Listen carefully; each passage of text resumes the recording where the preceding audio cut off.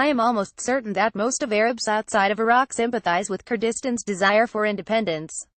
President of the Iraqi Kurdistan region Masoud Barzani reiterated that during his campaign and interviews expressing Iraqi Kurdish point of view and its inclination towards independence, which Barzani has been fighting for since the 60s. Personally, I am with Iraqi Kurds' right to establish their own state.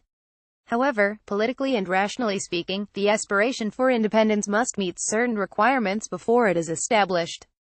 It is not enough to prepare the Kurdistan region to become a state. Iraq must also equip itself to continue without the region. Most probably, Kurdistan's exit of the state will instantly threaten the sectarian demographic balance in Iraq, which could also lead to further internal wars. Since the toppling of Saddam Hussein's regime, Iraq has become controlled by political sectarian dominance, dividing the country furthermore. The country was under the control of a relative balance, with half the population Sunnis and the other half Shiites, despite the controversy around those old statistics.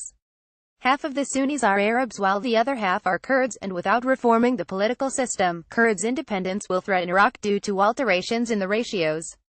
Iraq's governing system is parliamentary, which depends on the representation of each party. Sunni Kurds leaving Iraq will lead to an imbalanced system, precisely a land bar, which will affect Iraq's security whether Anbar's independence was achieved or not. This is a real dilemma for the politicians protecting the Iraqi regime, who are looking for alternatives for Iraqi Kurds, yet they don't rise to a level of separation. In addition, Iraq's dismantle into several states threatens other countries. The region inherited the current status according to Sykes-Picot Agreement. The agreement divided the borders of the Crescent and the Arabian North at the onset of the last century. Under its protection, the British government added Kurdistan to Iraq. Most states in the region are against the separation of the Kurdistan region, fearing it might encourage separation tendencies in the region. We can't forget that most of the region was almost united under the control of Turkey, then under the British and French administration. The region was divided within national states like many other regions in the world. Most regions accepted the old situation even though the borders distribution didn't take into consideration the similarities and differences between countries and nations that were united within modern states. Kurdish people are the history's victims because they were separated by foreign agreements.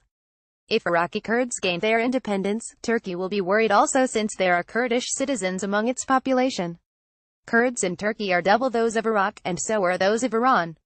Those concerns are restraints: fear of other Kurds calling for independence, fear of dismantling the rest of Iraq, and fear of an increased number of separation requests in the region. Iraqi Prime Minister Haider al-Abadi said separation of any region or part of the country is conditioned with the approval of the central government in Baghdad. This is not likely to happen within the current agitated political situation.